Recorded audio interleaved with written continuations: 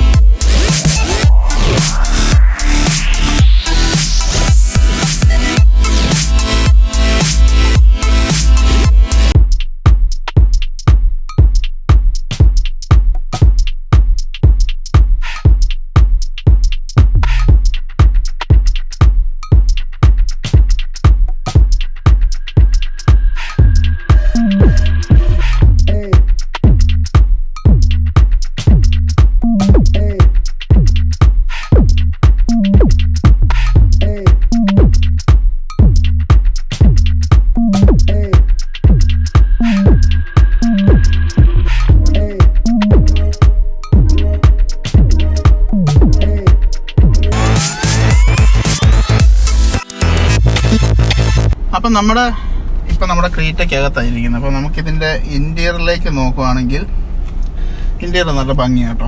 നല്ല ഭംഗിയുള്ളൊരു ഇൻറ്റീരിയറാണ്. നമുക്ക് അത്യാവശ്യം സ്റ്റിയറിംഗ് കൺസോളോട്ട് നോക്കുകയാണെങ്കിൽ നമ്മുടെ cruise control, trip meter, reset, ഈ കാര്യങ്ങൾ അത്യാവശ്യം നമ്മുടെ കാര്യങ്ങളെല്ലാം നമ്മുടെ സ്റ്റിയറിംഗ് കൺസോളിൽ തന്നെ വരുന്നുണ്ട്. അപ്പോൾ അതുപോലെ തന്നെ നമ്മുടെ മീറ്റർ ഗേജ് സെക്ഷനിൽ നോക്കുകയാണെങ്കിൽ നമ്മുടെ ടാക്കോമീറ്ററും ഫ്യൂവലിൻ്റെ ഇൻഡിക്കേഷൻസും വാർണിംഗ് സൈൻസും എല്ലാം നമുക്ക് നല്ല ക്ലിയർലി വിസിബിളായിട്ട് തന്നെ നമ്മുടെ ഫ്രണ്ടിലുണ്ട്. നമ്മുടെ എൻഫർടൈൻമെൻറ്റ് സിസ്റ്റംസ് നോക്കുകയാണെങ്കിൽ ഇത് ഇൻബിൽട്ട് ഷോറൂം ഇൻബിൽട്ട് സിസ്റ്റം തന്നെയാണ്. നമ്മളതിൽ മാറ്റങ്ങളൊന്നും വരുത്തിയിട്ടില്ല. അതുകൊണ്ട് തന്നെ അത് ഇൻബിൽട്ട് സിസ്റ്റമാണ്. പക്ഷെ നമുക്ക് അത്യാവശ്യം നല്ല രീതിയിൽ നമുക്ക് യൂസ് ചെയ്യാൻ പറ്റുന്നതും കംഫോർട്ടബിൾ ആയിട്ടുള്ളതും അത്യാവശ്യം സൗണ്ട് ക്ലാരിറ്റി എല്ലാം ഉള്ള സിസ്റ്റമാണ്. അല്ലാതെ നമ്മൾ നോക്കാം.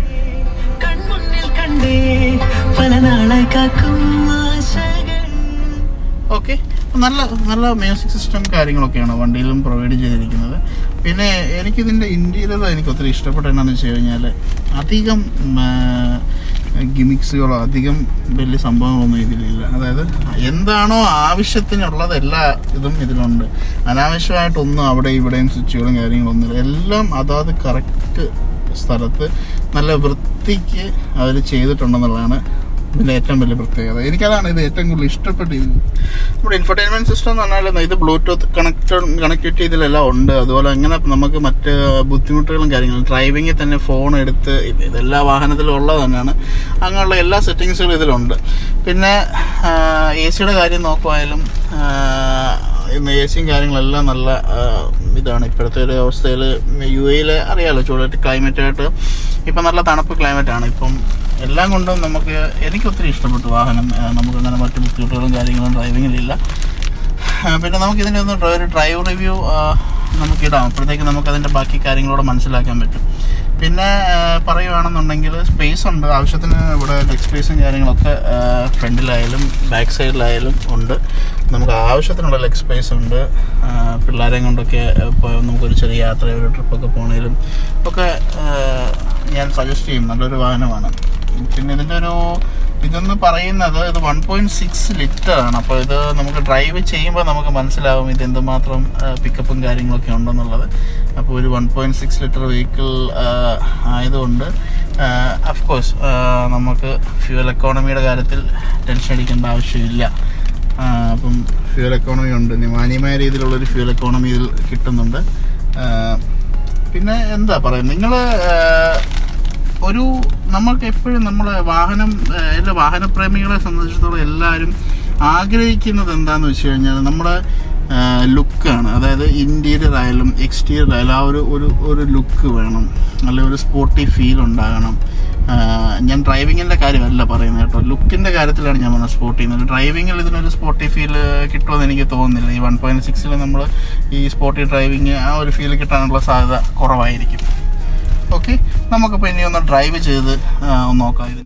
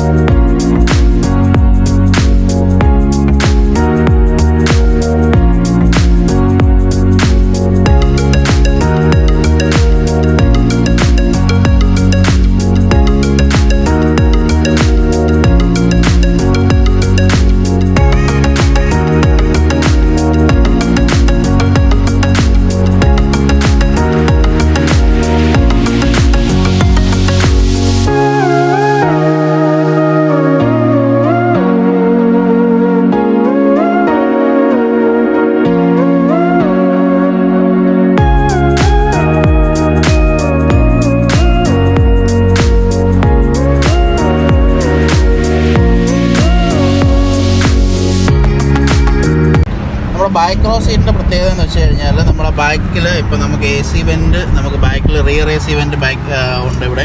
അതുപോലെ തന്നെ നമുക്ക് അതേക്ക് നോക്കിക്കും ഇപ്പം അത്യാവശ്യം നല്ല ലെഗ് സ്പേസും കാര്യങ്ങളൊക്കെ ഉണ്ട്. 3 പേർക്ക് കംഫർട്ടായിട്ട് ഇരുന്ന് യാത്ര ചെയ്യാൻ പറ്റും. അങ്ങനെ പ്രത്യേകിച്ച് പ്രശ്നങ്ങളൊന്നുമില്ല.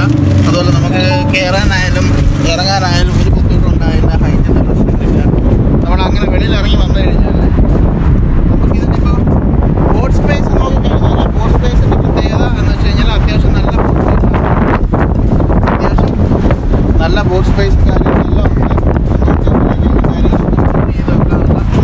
സ്ഥലങ്ങളെല്ലാം അവൈലബിൾ ആണ്.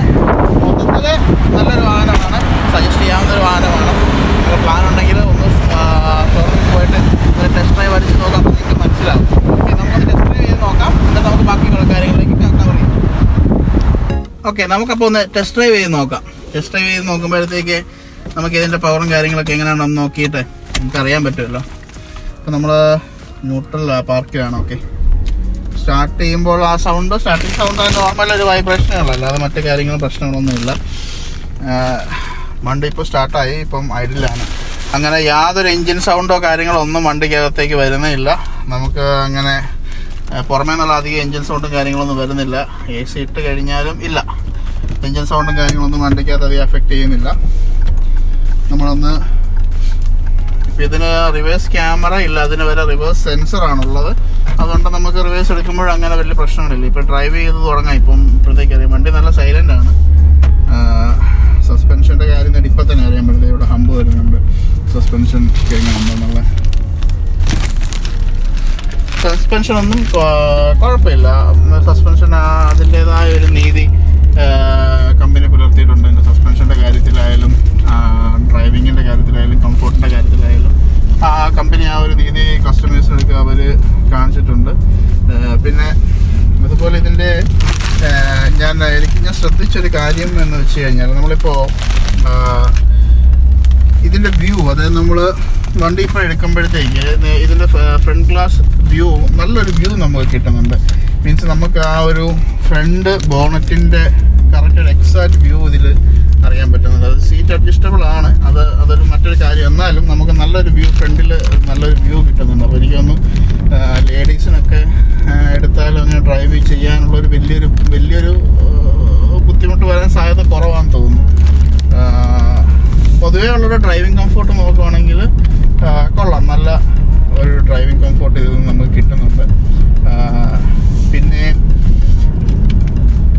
ഇപ്പം നമ്മൾ ഓരോ കാര്യങ്ങളിലേക്ക് നമുക്ക് സ്പീഡിൻ്റെ ഒരു പുള്ളിങ്ങിൻ്റെ ഒരു സഡൻ പുള്ളിങ്ങിൻ്റെ ഒരു കാര്യം നോക്കുകയാണെങ്കിൽ എനിക്ക് തോന്നുന്നത് ഇത് അതിന് മാത്രം ഒരു ഞാൻ പറഞ്ഞായിരുന്നല്ലോ ഒരു 1.6 ലിറ്റർ വെഹിക്കിൾ തരുന്നൊരു പുള്ളിങ്ങേ ഇതിന് കിട്ടുന്നുള്ളൂ. നമുക്ക് അതിൽ നിന്ന് അത് മോശം എന്നൊരിക്കലും പറയാൻ പറ്റില്ല. കാരണം ഈ വാഹനത്തിൻ്റെതായ എഞ്ചിൻ്റെ ഒരു കപ്പാസിറ്റി വെച്ച് നോക്കുമ്പോൾ മാന്യമായ രീതിയിൽ നമുക്ക് യാത്ര ചെയ്യാൻ പറ്റുന്നുണ്ട്. പിന്നെ നമുക്ക് ഇപ്പോൾ ചെറിയൊരു സ്ലോപ്പാണ്. ഇപ്പം നമ്മൾ വലിച്ച് കയറിയൊന്നും പോകുന്നില്ല.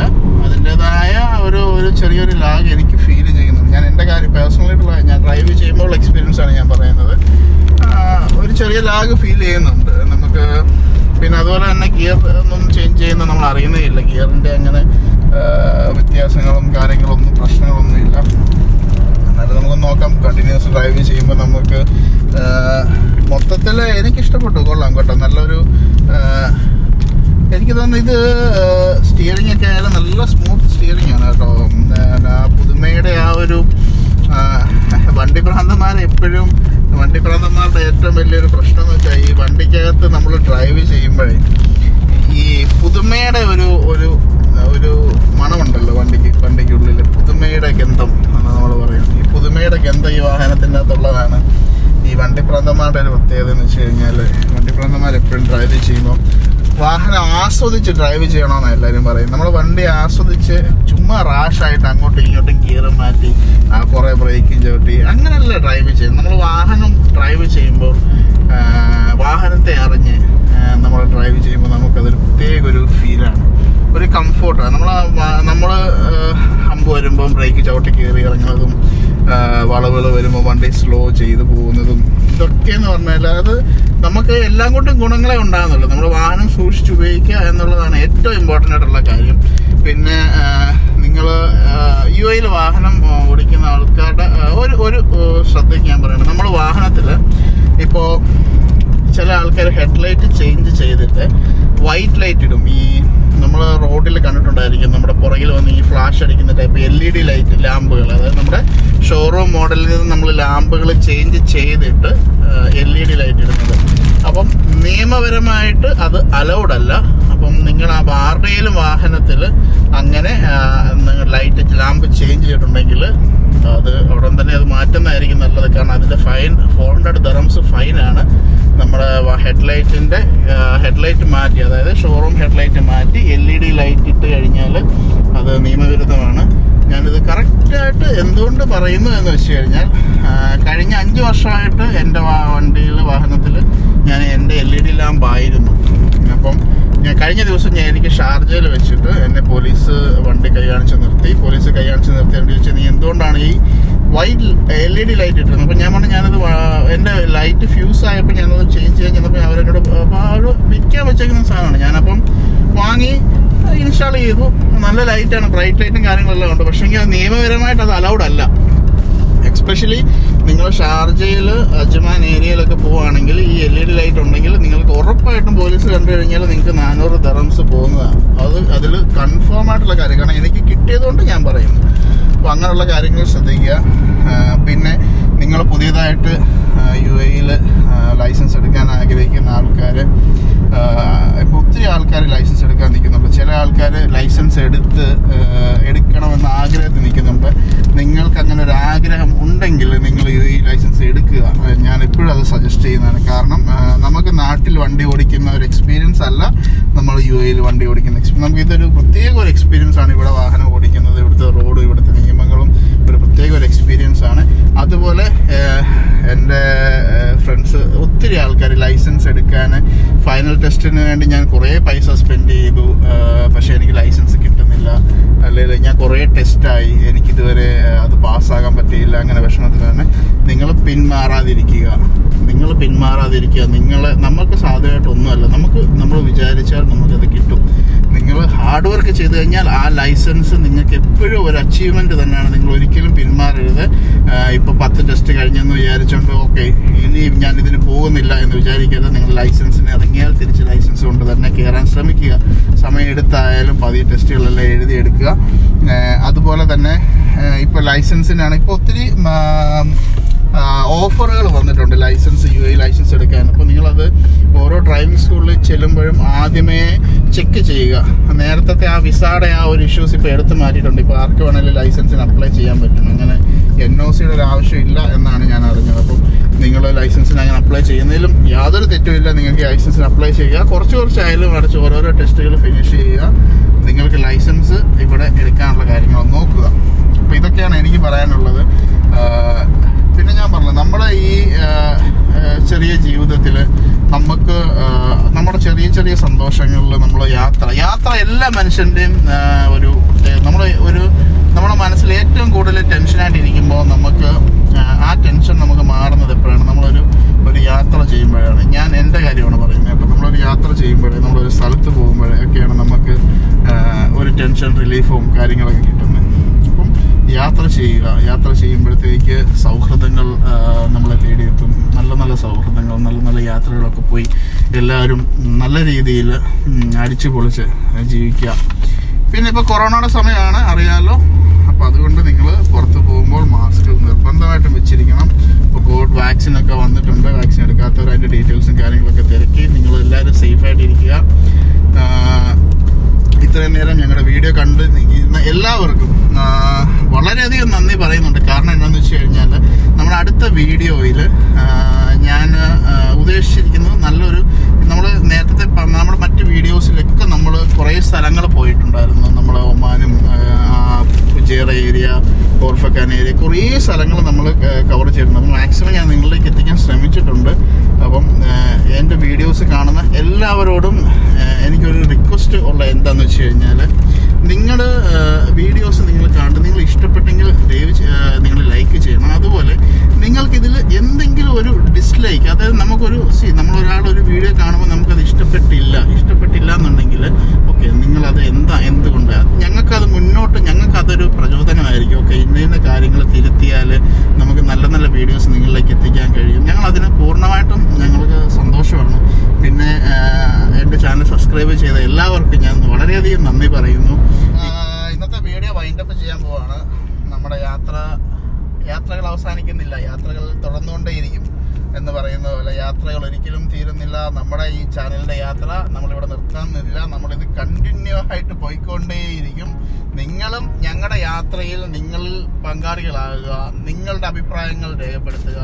നിങ്ങൾ ഞങ്ങളുടെ കൂടെയുള്ളപ്പോൾ ഞങ്ങൾക്ക് കിട്ടുന്ന ആത്മവിശ്വാസം അത് വലിയതാണ്. എല്ലാവരും ഞാൻ നന്ദി പറഞ്ഞുകൊണ്ട് റംബ്ലോഗ്സിൻ്റെ ഈ വീഡിയോ വൈൻഡപ്പ് ചെയ്യുകയാണ്. നിങ്ങളുടെ അഭിപ്രായം ഞാൻ പറഞ്ഞല്ലോ, ആ അഭിപ്രായങ്ങൾ ഒത്തിരി അധികം ഞങ്ങൾ മാനിക്കുന്നുണ്ട്. നിങ്ങളുടെ അഭിപ്രായങ്ങളാണ്. അപ്പം കുറേ സജഷൻസ് പുള്ളി പറഞ്ഞാൽ അങ്ങനെ ചെയ്യുവാണെങ്കിൽ നല്ലതാണ്, ഇങ്ങനെ ചെയ്യുവാണെങ്കിൽ നല്ലതാണ്. വളരെയധികം സന്തോഷം ശരത്ത്, വളരെയധികം സന്തോഷമുണ്ട്. അപ്പം റംബ്ലോഗ്സിൻ്റെ ഈ എപ്പിസോഡ് ഞങ്ങൾ വൈൻഡപ്പ് ചെയ്യുകയാണ്. അടുത്ത എപ്പിസോഡുമായിട്ട് ഞങ്ങൾ ഉടനെ തന്നെ എത്തുന്നതായിരിക്കും. അപ്പം റംബ്ലോഗ്സിൽ നിന്നും Ebin Thomas signing off. By.